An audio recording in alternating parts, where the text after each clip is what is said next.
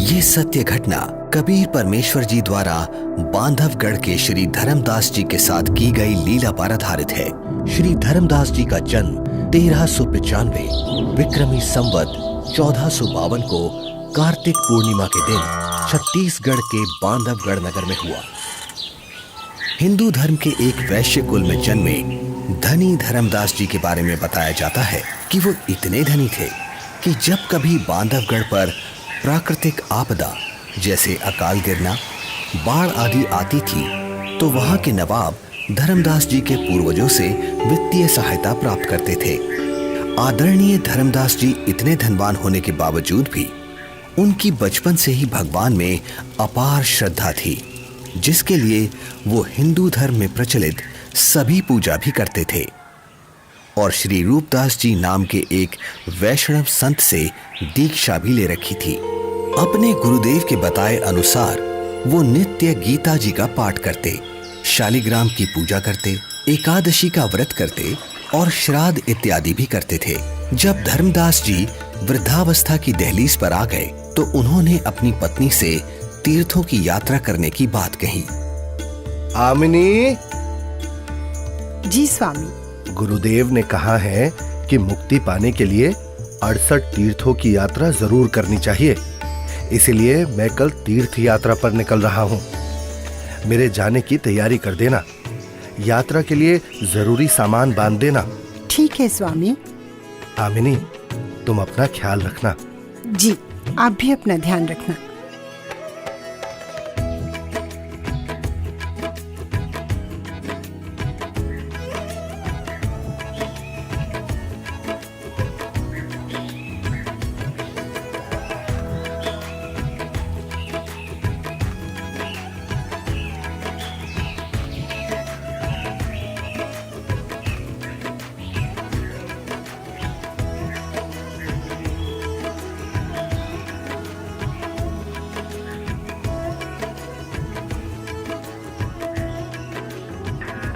मथुरा में तीर्थों की यात्रा करते हुए एक सुबह धर्मदास जी गोवर्धन पर्वत के पास स्थित एक सरोवर के किनारे पहुंचे।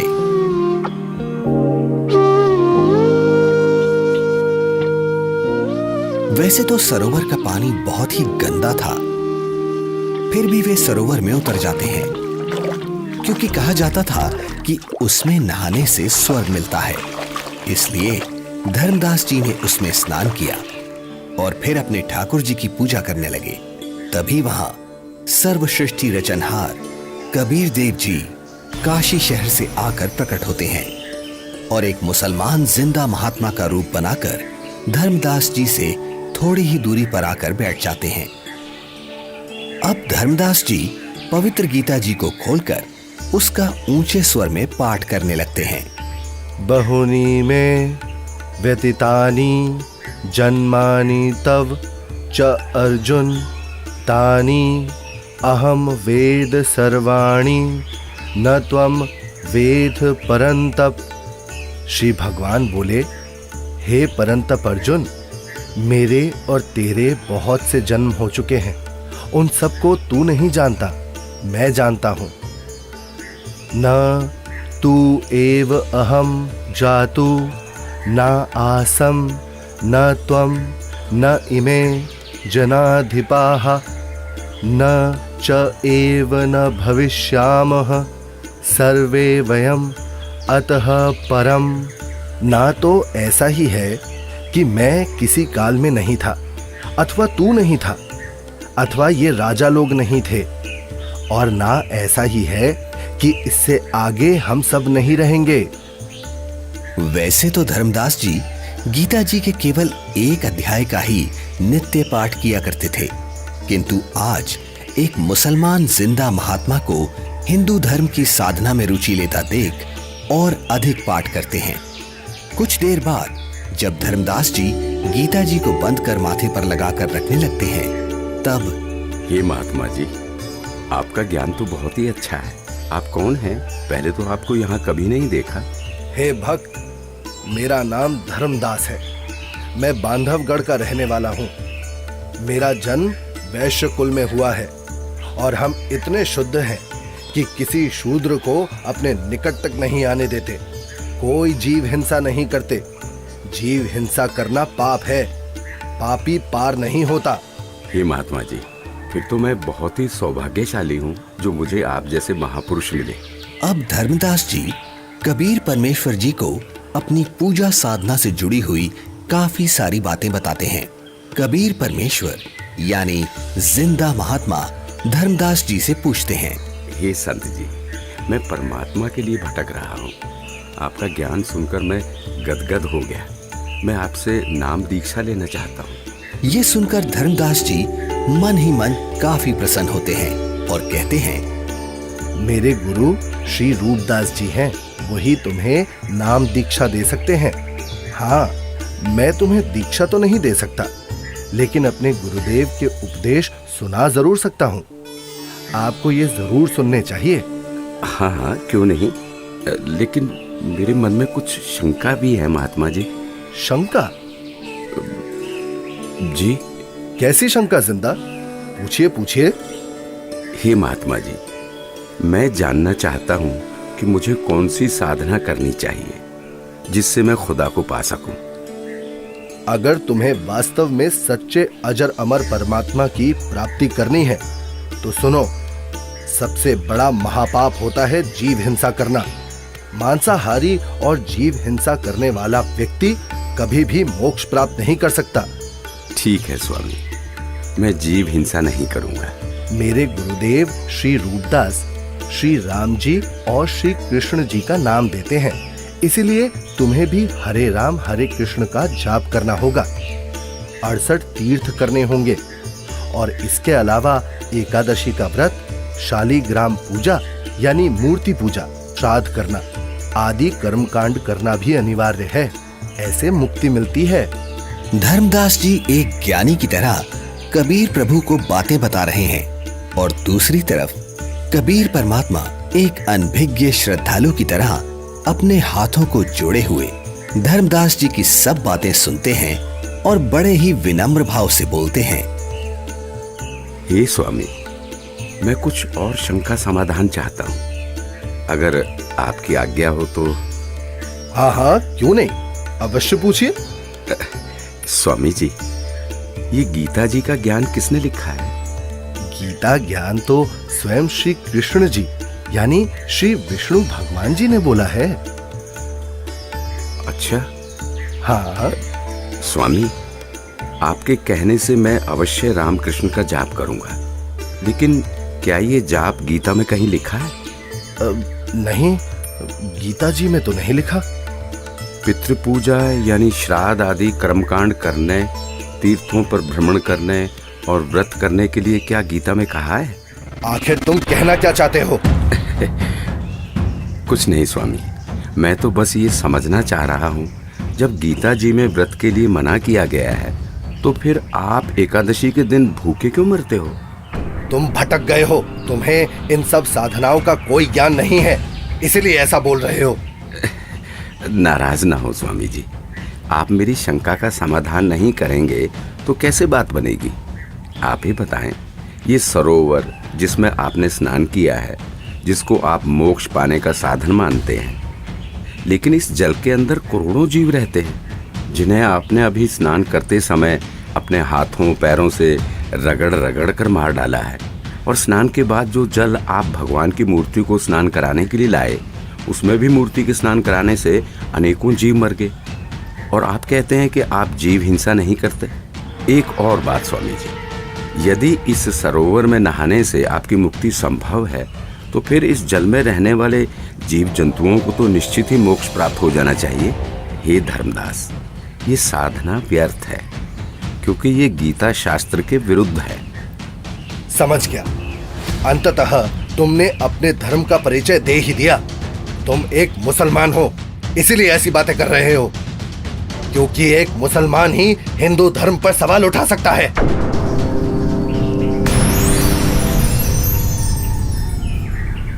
अरे, ये तो गायब हो गए। लगता है ये कोई सामान्य संत नहीं थे। मुसलमान होकर भी उनको हिंदू शास्त्रों का पूर्ण ज्ञान है। ये जरूर कोई देव पुरुष है। वे सही ही तो बता रहे थे। हे परमात्मा, एक बार फिर से वही संत मिले तो मैं अपना हठ छोड़कर नम्र भाव से संपूर्ण ज्ञान समझूंगा। हे भगवान, माफ करो मुझे।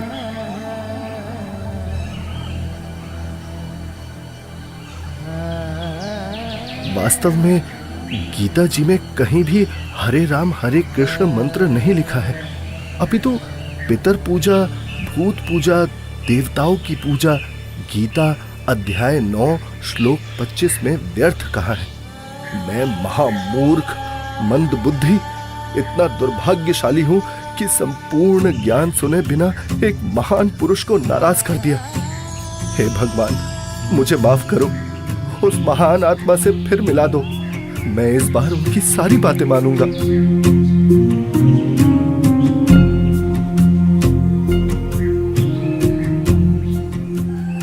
आज धर्मदास जी का मन किसी भी कर्म कांड में नहीं लग रहा था।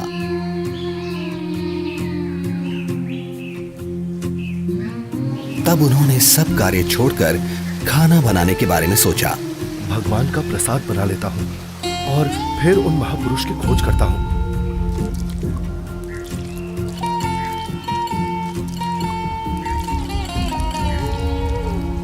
हे भगवान, ये क्या अनर्थ हो गया? इस लकड़ी में तो हजारों चींटियां अंडों सहित मर गई होंगी। हे भगवान, आज जैसा अनर्थ तो कभी नहीं हुआ। बहुत बड़ा पाप कर दिया मैंने। मैं इस पाप से बने हुए भोजन को कदापि नहीं खा सकता। एक काम करता हूँ, इस भोजन को लेकर किसी साधु संत को खिला देता हूँ और स्वयं आज निराहार रहता हूँ, जिससे मैं पाप मुक्त हो जाऊंगा।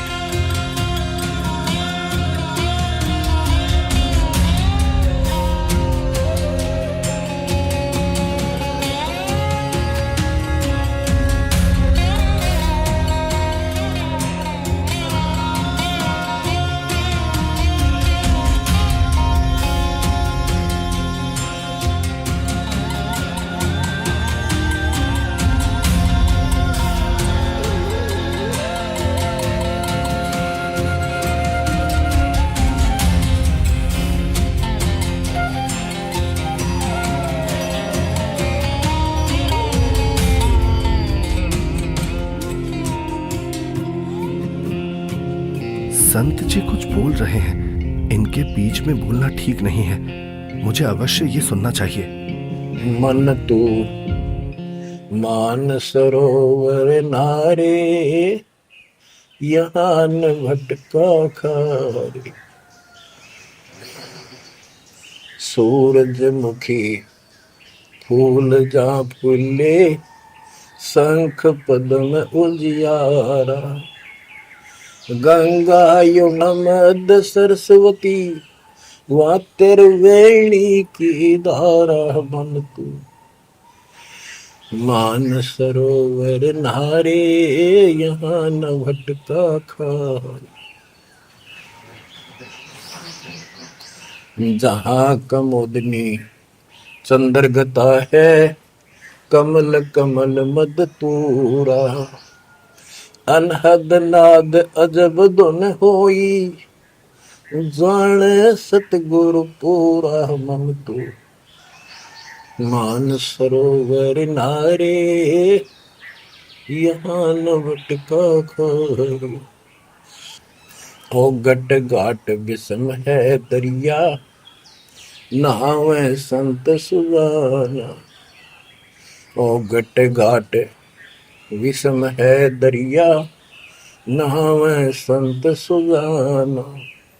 मोक्ष मुक्ति के पर भी ले रे, साक्षी है ससीवाना। मन तू मान सरोवर नारे, यहाँ न भटका खारे। जावा हंस कोलाहल करते हैं, मोती मुक्ता खाऊं। ऐसा देश हमेश हमोरे, अमृत भोजन पाही मन तू मान सरोवर नारे, यहाँ न भटका खारे। शंखों लहरे मेहर की उपजे, कर नहीं जा कोई। शंखों लहरे वहाँ मेहर की उपजे, कर नहीं जा कोई। दास गरीब अचल अविनाशी, सुख का सागर सोई मन तो मान सरोवर नारे, यहाँ न भटका खारे मन तो मान सरोवर नारे, यहाँ न भटका खारे। जो पहले मिला वो जिंदा महात्मा तो मुसलमान था, और ये लाल वस्त्र पहने हुए संत जी तो अपने हिंदू धर्म के जान पड़ते हैं, और बातें भी बिल्कुल जिंदा महात्मा वाली ही बता रहे हैं। इनका शिष्य बनने में शर्म भी नहीं आएगी। उस जिंदा से उपदेश लूंगा तो लोग निंदा करेंगे कि मुसलमान का शिष्य बन गया। इनसे ज्ञान प्राप्त करना उचित रहेगा। कहते मन मान सरोवर नाण रे, जल के जंतु रे जल माही, आठों बखत बिहान रे, आठों बखत बिहान रे। मन मान सरोवर नाण रे, जल के जंतु रे जल माही, आठों बखत बिहान रे। 184 जल के बासी, ये भुगते चारों खान रे। चेतन वो कजड़ को पूजय, गांठ बांध पाषाण रे।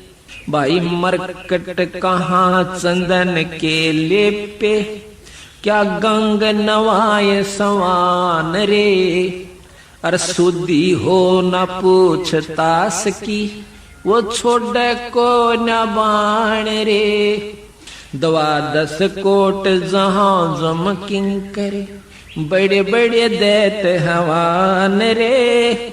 धर्म राय की दरगाह माही, ओरई खेचा ताण रे फेरे, ओरी खेचा ताण रे। मैं जो साधना कर रहा हूँ उससे यमदूतों द्वारा दिए जाने वाले कष्ट नहीं टलते। इसका मतलब ये सब साधना तो व्यर्थ है। हे महात्मा जी, कृपया भोजन ग्रहण करें। रख दे धर्मदास, बहुत भूख लगी है। इन्हें कैसे मालूम कि मेरा नाम धर्मदास है? मैं भंडारा करता रहता हूँ, शायद इसीलिए ये मुझे जानते हैं।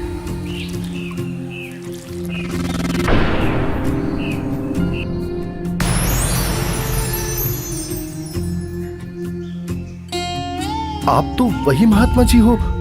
हत्यारे, कल तू क्या कह रहा था कि जो जीव हिंसा करते हैं वो कभी मोक्ष को प्राप्त नहीं कर सकते। अरे तू तो कसाई से भी बुरा निकला। हे प्रभु, मुझ अज्ञानी को क्षमा करो।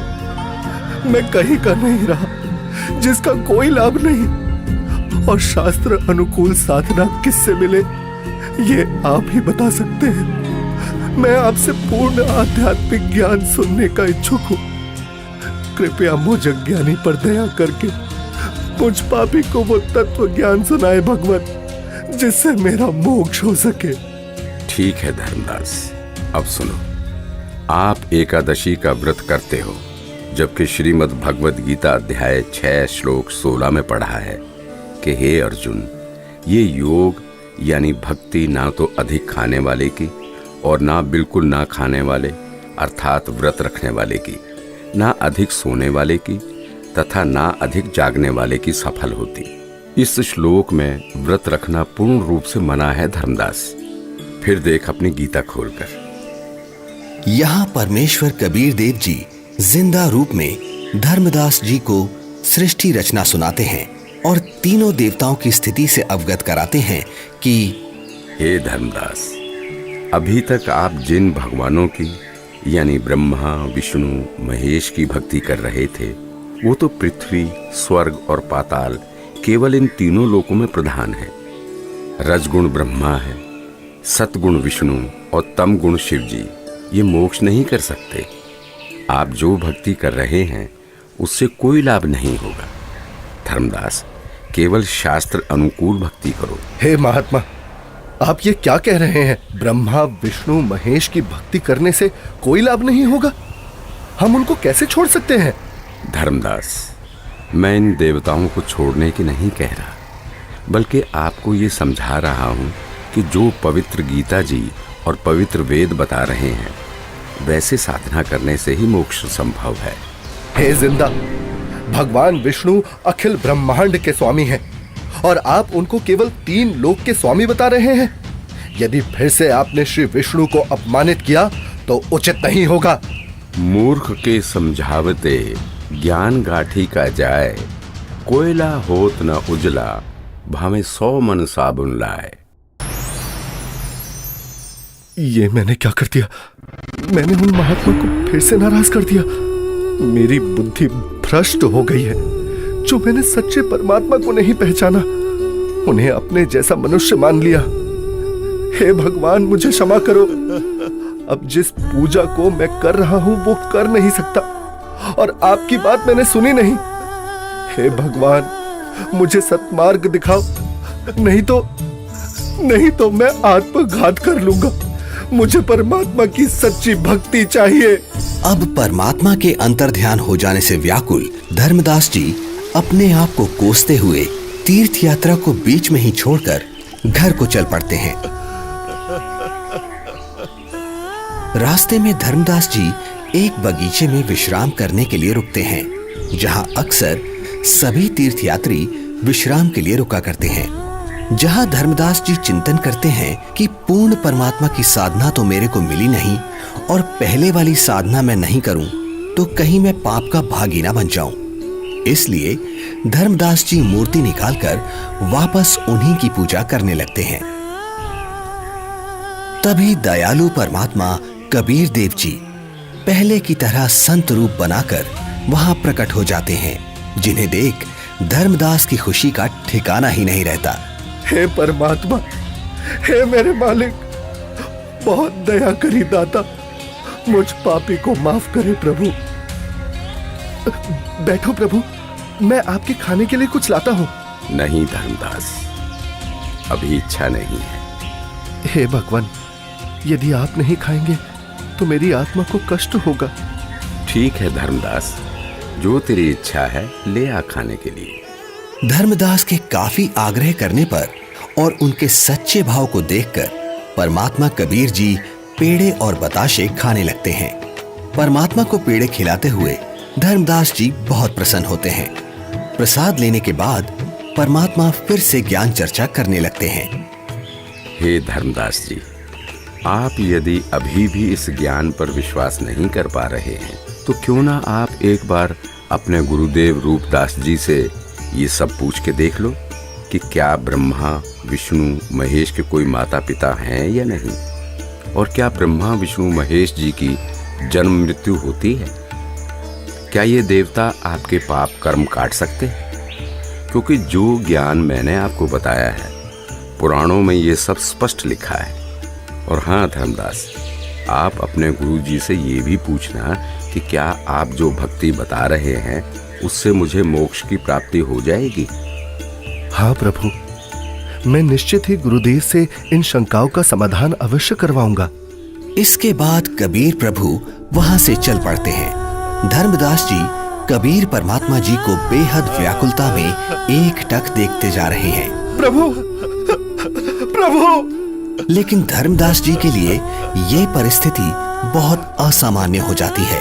धर्मदास जी इतना व्याकुल हो जाते हैं कि वो परमेश्वर कबीर साहिब जी को छोड़ना नहीं चाह रहे थे और पहले वाली साधना भी छोड़ना धर्मदास जी के लिए बहुत मुश्किल हो रहा था।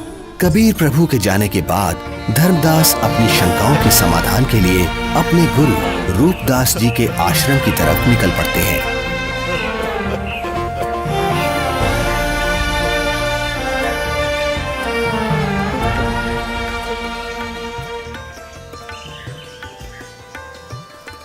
प्रणाम गुरुदेव।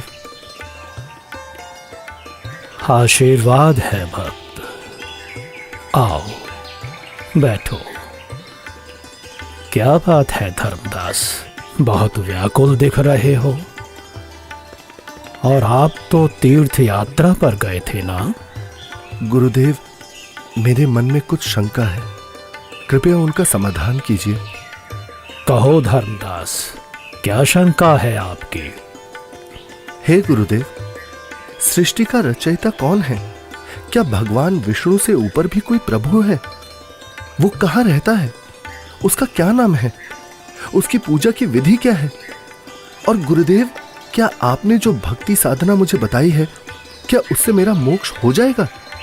हे धर्मदास, आज तुम ये क्या बोल रहे हो? ऐसा ज्ञान तुम्हें किसने सिखा दिया? तुम लक्ष्मी नारायण की भक्ति करो, ठाकुर जी की सेवा करो और राम कृष्ण जी का जाप करते हुए प्रतिमा पूजा करो, जिससे तुम्हारी मुक्ति हो जाएगी। तुम यात्रा पर जाओ, जगन्नाथ के दर्शन करो, गोमती, गोदावरी इन नदियों में स्नान करो, काशी जाओ, तीर्थ नहाओ, उससे ज्यादा पुण्य होता है और स्वर्ग की प्राप्ति होती है बच्चा। भगवान तो निराकार है, वो ज्योत स्वरूपी निरंजन है जो शून्य में रहता है। हे गुरुदेव, यहां मैं एक बात पूछना चाहूंगा, आप क्रोधित ना होना गुरुवर। हे गुरुदेव, जो ज्योत निरंजन आप बता रहे हैं, वो तो प्रतिदिन 1 लाख मानव खाता है और 1.25 लाख उत्पन्न करता है। गुरुदेव, मुझे जीव भक्षक नहीं, जीवों की रक्षा करने वाला भगवान कौन है वो बताइए। ये ज्योति निरंजन ब्रह्म तो जीवों को खाता है। और गुरुदेव, ऐसा तो आप भी मानते हैं कि एक दिन वैकुंठ समेत तीनों लोक भी नष्ट होंगे, यानी स्वर्ग भी नष्ट होगा।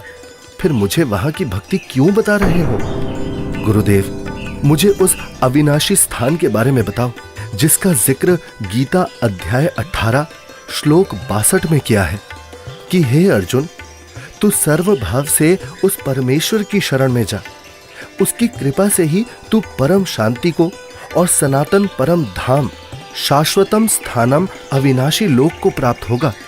इस प्रकार धर्मदास जी जिंदा बाबा रूप में मिले परमेश्वर कबीर जी से सुनी सृष्टि रचना के आधार पर काफी तर्क रखते हैं, जिसके पश्चात गुरु रूपदास जी कहते हैं, बेटा धर्मदास, जो ज्ञान मेरे पास था वो सब मैंने आपको बता दिया है। इससे आगे का मुझे कोई ज्ञान नहीं है। जो महात्मा आपको मिले हैं वो अवश्य ही कोई पहुंचे हुए महापुरुष हैं। हे गुरुदेव, मुझसे कोई गलती हुई हो तो माफ करना, किंतु जिसने मुझे ये तत्व ज्ञान बताया है, अब मैं उन्हीं के चरणों में जाऊंगा। आज के बाद वही मेरे सद्गुरु होंगे। ठीक है धर्मदास, आप उनको अपना सद्गुरु बनाओ और उनके अनुसार बताई साधना कर लो। इसके बाद धर्मदास जी गुरु रूपदास जी को प्रणाम करके वहां से अपने घर की तरफ निकल पड़ते हैं।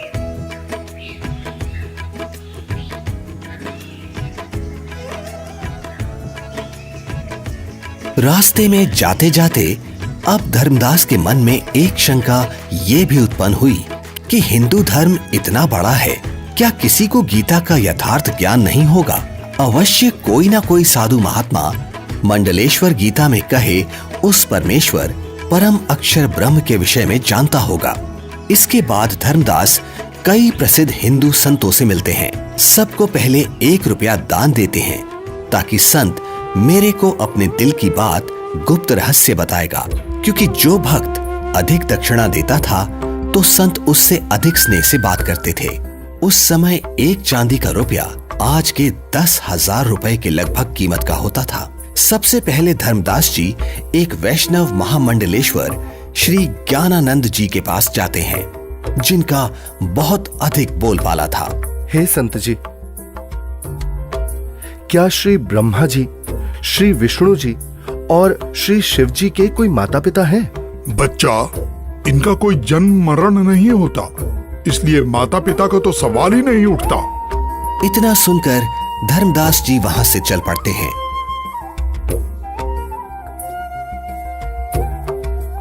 जहां कुछ दूरी पर धर्मदास जी को एक बहुत बड़े विद्वान महात्मा का पता चलता है, जो कि काशी विद्यापीठ से पढ़कर आए हैं और वे शास्त्रों के पूर्ण विद्वान हैं। धर्मदास जी महात्मा के पास जाते हैं और दक्षिणा देकर पूछते हैं, महात्मा जी, गीता जी के अध्याय 18 श्लोक 62 में भगवान श्री कृष्ण ने अपने से अन्य किस परमेश्वर की शरण में जाने को कहा है? भगवान श्री कृष्ण अर्जुन को अपनी ही शरण में जाने को कहते हैं भक्त। श्री कृष्ण जी से ऊपर कोई भगवान नहीं है। इस प्रकार धर्मदास जी बहुत से संत महंत मंडलेश्वरों के पास जाते हैं और सभी से एक जैसे ही प्रश्न करते हैं, किंतु उत्तर किसी का संतोषजनक नहीं मिलता। कोई विष्णु जी को सर्वे सर्वा बताता है तो कोई शिव जी को करता धरता और कुछ तो परमात्मा को निराकार ही बताने वाले मिल जाते हैं। हे भगवान, जीवन नष्ट हो जाता यदि मैं इन संतों से इनके ज्ञान की परीक्षा ना लेता और ये परम संत ना मिलता। यह सोच धर्मदास जी जिंदा महात्मा रूप परमेश्वर को याद करते हुए घर की ओर चल पड़ते हैं।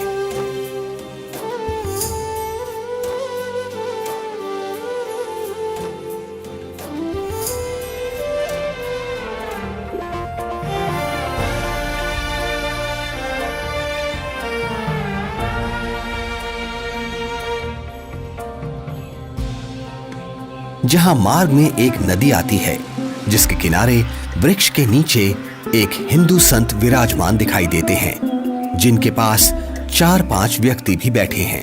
धर्मदास जी भी विश्राम करने के उद्देश्य से संत के पास कुछ दूरी पर वृक्ष के नीचे छाया में दूर से ही राम राम करके बैठ जाते हैं। लगता है मुझे इस साधु से भी प्रश्न करना चाहिए। अरे नहीं नहीं, जब बड़े बड़े मंडलेश्वरों को ज्ञान नहीं, जिनके पास हजारों शिष्य हैं, तो फिर इसके पास तो क्या ही होगा। यहाँ तो बस 4-5 वृद्ध ही तो बैठे हैं। आदेश महाराज, आदेश। हे धर्मदास, हिंदू मंडलेश्वरों ने बता दिया वो परमेश्वर कौन है। मुझ पापी अवगुण हारे को क्षमा करो महाराज, मैंने बड़ी भारी भूल की है। आपने सृष्टि रचना का ज्ञान जो बताया है, उसके सामने सभी संतों का ज्ञान ऐसा है जैसे सूरज के सामने दीपक। धर्मदास, तेरे मन में अन्य संतों से ज्ञान जानने की प्रेरणा मैंने ही की थी। यदि आप इन सब के अज्ञान से परिचित नहीं होते तो फिर भी मेरे ऊपर विश्वास नहीं करते, सोचते रहते कि और संतों के पास भी जाना चाहिए। ये कैसे हो सकता है कि मुसलमान को ज्ञान है, हिंदुओं को नहीं। अब तुम पूर्ण विश्वास करोगे, इसलिए पूर्ण लाभ मिलेगा। मेरे को एक अन्य संत मिला, उसने भी यही आप वाला ज्ञान बताया था। मुझे लगता है वो आप ही हो, आपने रूप बदल रखा है। हे धर्मदास, मैं उनका शिष्य हूँ, वे मेरे गुरु हैं, वे काशी में रहते हैं। यहाँ धर्मदास व जिंदा रूपी परमात्मा की बहुत ज्ञान चर्चा हुई, जिसके बाद मैं अब सतगुरु के दर्शन करने जा रहा हूँ, आज्ञा दो। मुझे सतलोक के दर्शन करा दो, बिना देखे मुझे शांति नहीं होगी। हे धर्मदास, आपको गुरुजी से दीक्षा दिला दूंगा, फिर भक्ति करना। हे जिंदा, आप ही सब कुछ हो, अपने आप को छुपा रहे हो। मुझे सतलोक दिखाओ ताकि मेरी आत्मा को संतोष हो।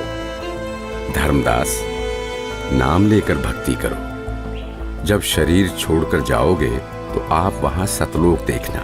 हट क्यों कर रहे हो?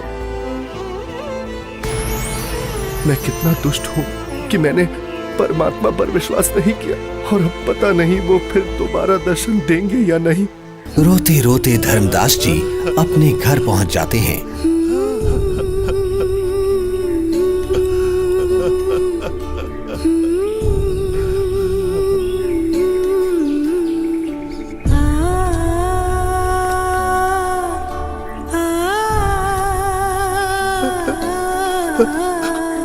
उनकी ऐसी हालत देख और यात्रा से जल्द ही वापस लौटने पर पत्नी आमनी देवी भी हैरान हो जाती है और बार बार धर्मदास जी से उनके रोने का कारण पूछती है, लेकिन धर्मदास जी उन्हें कुछ नहीं बता पाते, केवल रोते ही रहते हैं।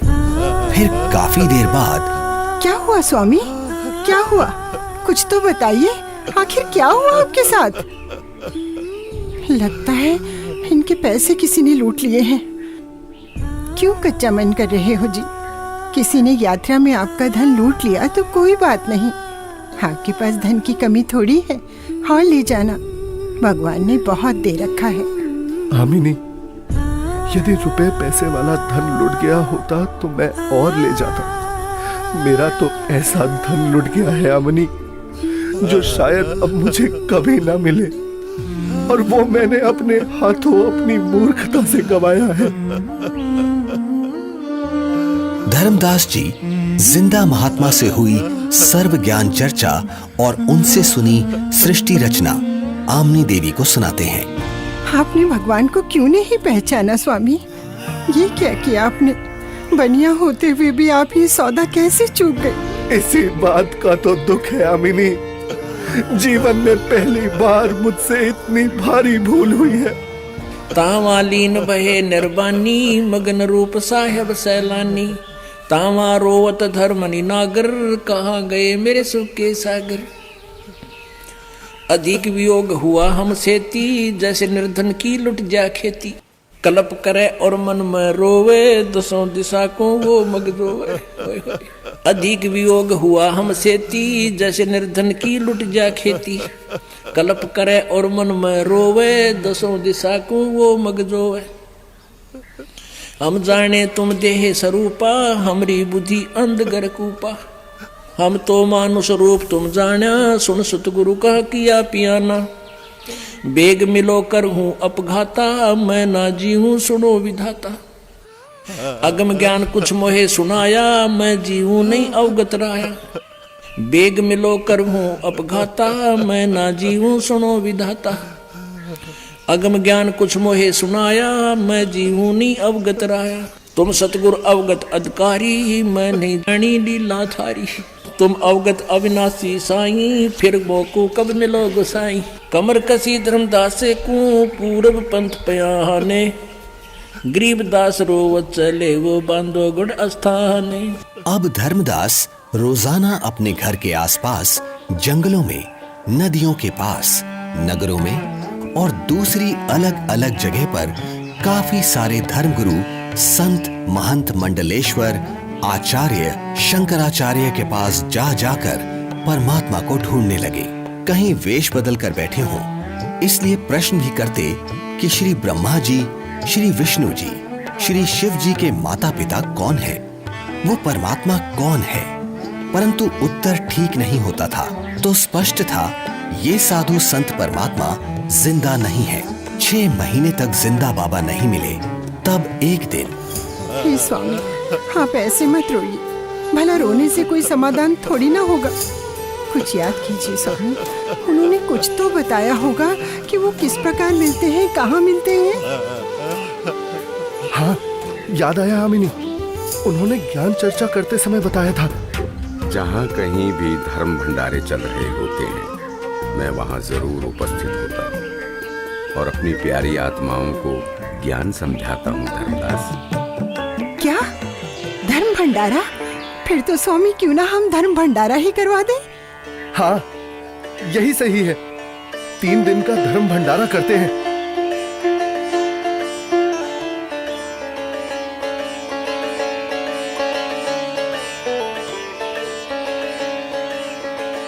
भंडारे का आयोजन शुरू हो जाता है।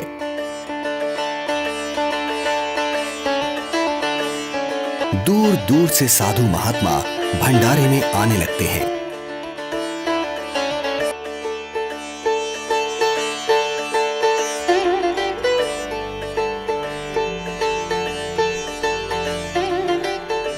धर्मदास जी भंडारे में हर तरफ घूम घूम कर प्रत्येक संत महात्मा को बड़े ही ध्यान से देखते हैं, किंतु परमेश्वर कहीं भी उनको दिखाई नहीं देते। 2 दिन बीत जाते हैं। धर्मदास जी बहुत मायूस हो जाते हैं और एकटक रास्ते को ही निहार रहे हैं। आज वो मन ही मन संकल्प कर लेते हैं कि प्रभु, आप मुझे अपराधी को दर्शन नहीं दे रहे। हे परमात्मा, आज अगर आप नहीं मिले तो मैं आत्मघात कर लूंगा। तभी अचानक धर्मदास जी की नजर कुछ ही दूरी पर एक कदम के वृक्ष के नीचे जाती है, जहां वही पूर्ण परमात्मा कबीर परमेश्वर जी उसी जिंदा महात्मा के रूप में विराजमान होते हैं, जिन्हें देखकर तो धर्मदास जी की खुशी का ठिकाना ही नहीं है। धर्मदास परमात्मा की तरफ इस प्रकार दौड़ते हैं जैसे भूखे को भोजन और प्यासे को पानी मिल जाता है। हे परमात्मा, हे भगवान, अब मैं आपको कहीं जाने नहीं दूंगा। मेरी भूल क्षमा करो प्रभु। मैं बस आपकी ही भक्ति करना चाहता हूँ। मैं भविष्य में कोई गलती नहीं करूंगा। हे दीनदयाल, मुझे अज्ञानी को माफ कर दो। मैंने अज्ञानतावश आपको बहुत कटु वचन बोले। मुझे माफ करो परवरदिगार, मुझे माफ करो। जब धर्मदास जी ने अपनी गलती की क्षमा मांगी और कभी ऐसी गलती ना करने का बार बार वचन दिया, तब परमात्मा धर्मदास जी के घर गए।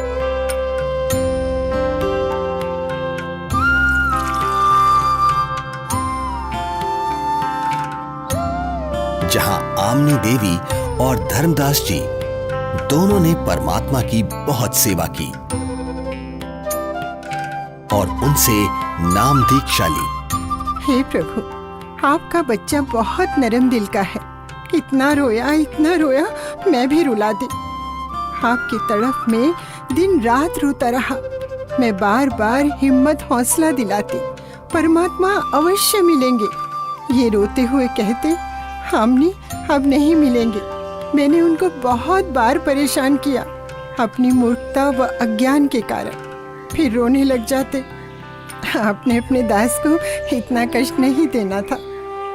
बेटी, जैसे लोहे का औजार बनाने के लिए गर्म किया जाता है, फिर उस पर चोट लगाई जाती है, तब वो काम बनता है। ठंडे लोहे पर चोट काम नहीं करती, इसलिए धर्मदास को 6 महीने गर्म करना पड़ा। ये काल का वकील बना था। अब जो मैं बताऊंगा ये सब मानेगा और काम का हो जाएगा, यानी मोक्ष प्राप्त करेगा। धर्मदास, आपको वो भगवान मिला है जिसको पाने के लिए राजाओं ने राज त्याग दिए, ऋषियों ने शरीर तक गला दिए। इसलिए अब खूब भक्ति करो ताकि आप हमेशा हमेशा के लिए सतलोक के निवासी बन सको, जहां आपको इतना सुख मिलेगा जो स्वर्ग क्या महास्वर्ग में भी नहीं है। सुंदर बाग, सदाबहार फलदार वृक्ष और दूधों की नदियां बहती हैं, जहां सुंदर नर और नारी रूप में हंस आत्माएं रहती हैं। वे कभी वृद्ध नहीं होते और वहां जाने के बाद कभी मृत्यु भी नहीं होती। धर्मदास, हे महाराज, नाराज ना होना। कृपया मुझे वो अमर लोक दिखाने की मेहर करे परवरदिगार, ताकि मेरा विश्वास दृढ़ हो। आप भक्ति करो। जब शरीर त्याग कर जाओगे तो सतलोक को ही प्राप्त करोगे। धर्मदास जी के अधिक आग्रह करने पर कबीर परमेश्वर जिंदा रूप में धर्मदास जी की आत्मा को निकालकर ऊपर सतलोक में ले जाते हैं। सतलोक, जहां दरबार के द्वार पर खड़े द्वारपाल को परमेश्वर ने कहा कि धर्मदास जी को परमात्मा के दर्शन कराओ। जिंदा रूप परमात्मा पीछे से अपने सिंहासन के पास चले गए, जिसके कुछ ही देर बाद देखते ही देखते वहां पर बहुत सारे हंस तथा हंसनी इकट्ठे होकर नाचते गाते हुए धर्मदास जी को परमेश्वर के सिंहासन के पास लेकर जाते हैं, जहां परम अक्षर ब्रह्म कबीर साहिब जी, जिनके एक रोम का प्रकाश करोड़ों सूर्य और करोड़ों चंद्रमा के प्रकाश से भी कई गुना अधिक था, वो एक बहुत ही सुंदर सिंहासन पर विराजमान है। जिंदा रूप में नीचे से गए परमात्मा तख्त पर विराजमान अपने ही दूसरे स्वरूप पर चंवर करने लगते हैं, जिसे देख धर्मदास जी सोचते हैं कि जिंदा महात्मा तो परमेश्वर का सेवक है। धर्मदास जी इतना सोच ही रहे थे कि कुछ ही देर में तख्त पर विराजमान परमात्मा खड़े हो जाते हैं और जिंदा महात्मा तख्त पर विराजमान हो जाते हैं तथा तेजोमय परमात्मा जिंदा महात्मा पर चंवर करने लगते हैं, जिसे देख धर्मदास जी हैरान हो जाते हैं कि तेजोमय परमात्मा जिंदा महात्मा पर चंवर क्यों कर रहे हैं। आखिर ये जिंदा महात्मा है कौन। इतने में तेजोमय शरीर वाले परमात्मा जिंदा महात्मा के शरीर में समा जाते हैं और चंवर अपने आप होने लगता है। धर्मदास, मैं ही संपूर्ण सृष्टि का रचयिता हूँ। मेरा ही नाम कबीर देव है। मैं ही चारों युगों में पृथ्वी पर प्रकट होता हूँ। वर्तमान में मैं अपने वास्तविक नाम कबीर नाम से काशी नगर में प्रकट हूँ, जहाँ एक साधारण मनुष्य की भांति लीला कर रहा हूँ और जुलाहे रूप में रहता हूँ। धर्मदास, काल जाल में फंसे अपने बच्चों को भक्ति का धनी बनाकर उनके इस वास्तविक घर सतलोक में वापस लाने के लिए वहां प्रकट हुआ हूं। हे सर्वसृष्टि रचनहार, मैं बहुत दुष्ट हूं। मैंने आपको कितना दुखी किया, कितना अपमानित किया। मुझे माफ कर दो परवरदिगार, मैं बहुत नीच हूं, माफ कर दो मुझे। हे परमात्मा, आपने ये इतना प्रकाशमान रूप पृथ्वी पर क्यों नहीं प्रकट किया, क्यों छुपा रखा है? हे धर्मदास, यदि इसी रूप में नीचे जाऊं तो किसी की भी आंखें इस प्रकाश को सहन नहीं कर सकती। दूसरी बात, काल ब्रह्म यानी ज्योति निरंजन का डर के मारे हाल बेहाल हो जाएगा। इसलिए काल के लोक में गुप्त रहकर जीवों को ज्ञान सुनाता हूं, उनका कल्याण करता हूं। धर्मदास, अब आप नीचे जाकर खूब भक्ति करो और वहां काल जाल में फंसे अपने सभी भाई बहनों को भी समझाओ। सत्य का गवाह बनो कि ये काशीवासी जुलाहा सर्व सृष्टि रचनहार है, सबका धारण पोषण करने वाला है। परम अक्षर ब्रह्म यानी सत्य पुरुष अविनाशी परमेश्वर है। यही वास्तव में परमात्मा है। जैसा गीता अध्याय 15 श्लोक 17 में तथा अध्याय 2 श्लोक 17 में लिखा बताया है, वह यही है। नहीं नहीं महाराज, मुझे यही रख लो, यही रख लो महाराज, मुझे यही रख लो। हमने बहुत भारी गलती की है। काल के साथ उस मृत लोक में जाकर ऐसे सुख सागर को छोड़कर अब उस नरक में मुझे नहीं जाना प्रभु, हमें यही रख लो महाराज। धर्मदास जी को रोता देख परमात्मा उनको समझाते हैं और वहीं दूसरी तरफ पृथ्वी पर धर्मदास जी को 3 दिन से अचेत देखकर घर परिवार, गांव, रिश्तेदार, मित्र प्यारे सभी इकट्ठा हो जाते हैं। कोई झाड़ फूंक करा रहा था तो कोई वैद्य से उपचार करा रहा था, किंतु किसी को आशा नहीं रही थी कि धर्मदास जी जिंदा हो जाएंगे। आमिनी देवी का भी रो रो कर बुरा हाल हो जाता है। तब तीसरे दिन परमात्मा ने धर्मदास जी की आत्मा को शरीर में प्रवेश करा दिया। धर्मदास जी अपने चारों ओर खड़े रिश्तेदारों को और पत्नी आमनी देवी को रोता देख आश्चर्यचकित हो जाते हैं। क्या हुआ आप सभी को? आप ऐसे रो क्यों रहे हैं? हे भगवान, तेरा लाख लाख शुक्र है। क्या हुआ है आमिनी, कुछ तो बताओ। स्वामी, आप 3 दिन से अचेत थे। हम सभी को तो लग रहा था आप नहीं बचेंगे। आमिनी, वो जिंदा महात्मा ही सर्व सृष्टि के रचनहार हैं। उनके सामने ब्रह्मा, विष्णु, महेश, दुर्गा, गणेश, क्षर पुरुष, अक्षर पुरुष कुछ भी नहीं है। वही मुझे अपने सतलोक लेकर गए थे। वहां हम सभी के बड़े बड़े महल हैं, दूधों की नदियां, सदाबहार फलदार वृक्ष हैं। वहीं एक बहुत ही विशाल और भव्य सिंहासन पर पूर्ण ब्रह्म कबीर साहिब जी विराजमान हैं, जिनके एक रोमकूप के सामने करोड़ों सूर्य और चंद्रमा भी फीके हैं। सतलोक का वर्णन करते हुए अचानक धर्मदास जी को परमात्मा के काशी में प्रकट होने वाली बात याद आती है, जिसके बाद धर्मदास जी काशी नगर में जाकर कबीर जुलाहे रूप में आए परमात्मा की झोपड़ी का पता करते हैं। जहां असंख्य ब्रह्मांडों के स्वामी कबीर परमेश्वर जी को कपड़ा बुनने का कार्य करते देख धर्मदास जी को बड़ा ही आश्चर्य होता है। हे प्रभु, मुझ अज्ञानी को क्षमा करो प्रभु। मुझे विश्वास नहीं हो रहा था कि आप ही परमात्मा हैं, आप ही परम अक्षर ब्रह्म हैं। इस वेशभूषा में तो आपको कोई भी नहीं पहचान सकता। इसके बाद परमेश्वर कबीर जी ने धर्मदास जी को सतनाम दिया, जिसे पाकर धनी धर्मदास जी बहुत खुश होते हैं। हे प्रभु, बड़ी दया करी आपने, मेरा तो जीवन सफल हो गया।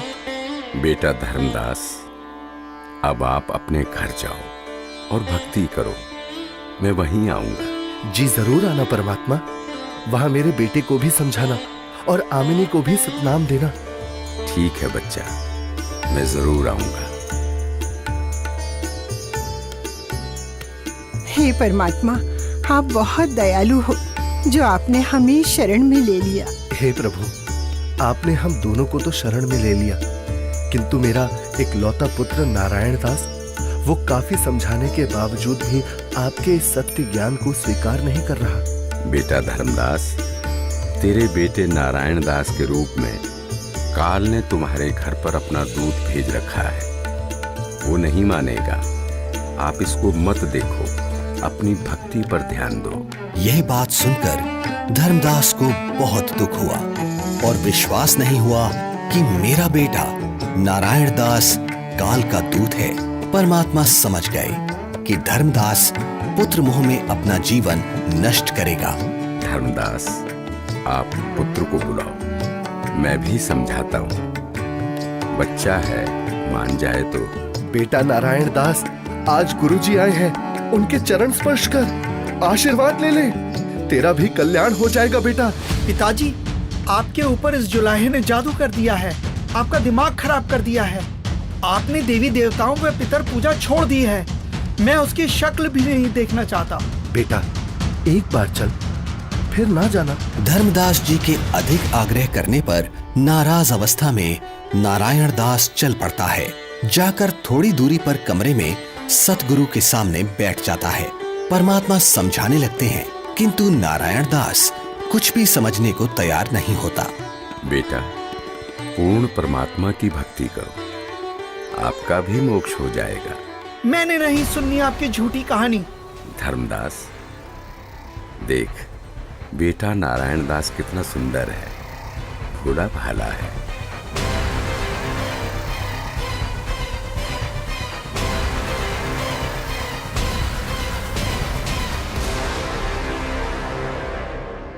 बेटा नारायण दास, आप जाओ, आपको जो ठीक लगे करो। हे भगवान, मेरा वंश तो काल का वंश बन गया, दया करो दाता, अब मेरे वंश का क्या होगा?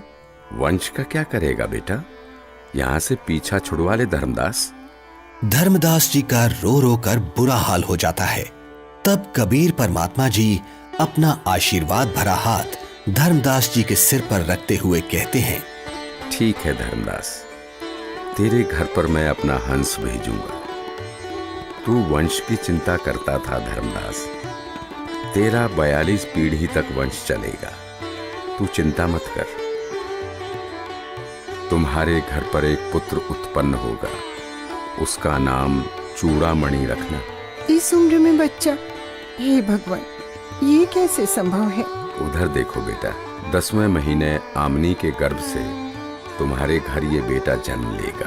धर्मदास जी को कुछ विश्वास और कुछ अविश्वास होता है, किंतु परमेश्वर की दया से आमनी देवी के गर्भ से 10वें महीने एक बच्चा पैदा होता है, जिसका नाम चूड़ामणि रखा जाता है। बड़ी दया करी दाता, जो आपकी हंस आत्मा हमारे घर आई। हे भगवान, दया करना कि मेरे वंशज आपकी भक्ति में ही लगे रहे। धर्मदास, ज्योति निरंजन अर्थात काल मेरे नाम से 12 पंथ चलाएगा और तेरे वंश वाले 6ठी पीढ़ी में जाकर मेरी बताई सत्य भक्ति को करना छोड़ देंगे। वो उन काल के चलाए नकली 12 पंथों में से जो 6ठा टकसारी पंथ होगा, उसकी साधना करना शुरू कर देंगे, जो काल में डुबोने वाली ही होगी। हे परमात्मा, दया करो अंतर्यामी, उनका उद्धार कैसे होगा? दया करो। हे धर्मदास, काल द्वारा चलाए जाने वाले 12 पंथों में 12वां पंथ का प्रवर्तक संवत 1774 में जन्म लेगा। उस पंथ समेत सब 12 पंथों के पंथी मेरी वाणी का गलत अर्थ लगाकर गलत साधना करेंगे। असंख्य जन्म तक सतलोक नहीं जा सकेंगे। उसी 12वें पंथ में हम ही प्रकट होंगे। हम गुप्त रूप से लीला करेंगे। धर्मदास, मैंने तेरे को 42 पीढ़ी तक तुम्हारा वंश कलयुग में चलने का आशीर्वाद दिया। तेरे वंश वालों का उद्धार मेरे द्वारा भेजे जाने वाले मेरे कृपा पात्र महापुरुष से होगा। जिस समय कलयुग 5505 वर्ष बीत जाएगा, तब वो महापुरुष मेरा भेजा हुआ आएगा। अर्थात उसे मुझे ही समझ, वो सारे संसार के प्राणियों का उद्धार करेगा। उस समय तेरे बिंद वाले यानी तेरी 42 पीढ़ी वाले हों या सारा संसार, जो भी उससे नाम दीक्षा लेगा उन सबकी मुक्ति हो जाएगी। मेरा आशीर्वाद है। आज वर्तमान में स्वयं कबीर परमात्मा के अवतार बंदी छोड़ सतगुरु रामपाल जी महाराज आए हुए हैं, जो कि सर्व समाज को सतभक्ति प्रदान कर रहे हैं, जिनसे नाम दीक्षा लेकर भक्ति करने से सर्व सुख व पूर्ण मोक्ष की प्राप्ति होती है। सत साहिब जी।